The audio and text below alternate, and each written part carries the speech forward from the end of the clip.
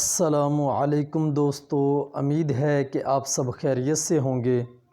اللہ رب العزت سے دعا ہے کہ اللہ رب العزت سب مسلمانوں کو اپنے حفظ و امان میں رکھے۔ دوستو، آج کا ہمارا موضوع ہے رمضان شریف میں امت پر 5 خصوصی انعام۔ حضرت ابو ہریرہ رضی اللہ تعالی عنہ سے روایت ہے کہ ان حضرت صلی اللہ علیہ وسلم نے فرمایا کہ رمضان شریف کے متعلق میری امت کو خاص طور پر 5 چیزیں دی گئی ہیں جو پہلی امتوں کو نہیں ملی۔ نمبر 1، روزہ دار کے منہ کی بدبو جو بھوک کی وجہ سے پیدا ہوتی ہے، اللہ تعالیٰ کے نزدیک مشک سے زیادہ پسندیدہ ہے۔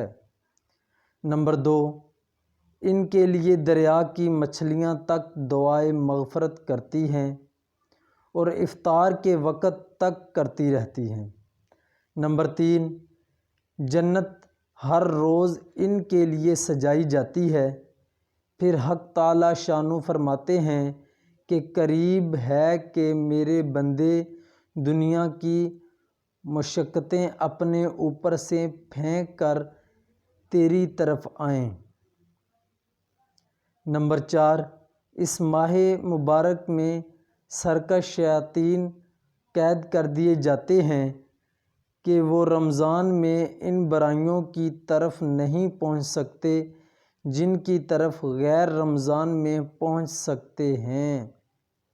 یعنی رمضان میں شیاطین قید ہونے کی بنا پر روزے داروں کو گناہوں پر نہیں ابھار سکتے، لیکن انسان کا نفس گناہ کرنے میں شیاطین سے کم نہیں ہے اور گناہوں کا چسکا بھی گناہوں کی پٹری پر چلاتا رہتا ہے،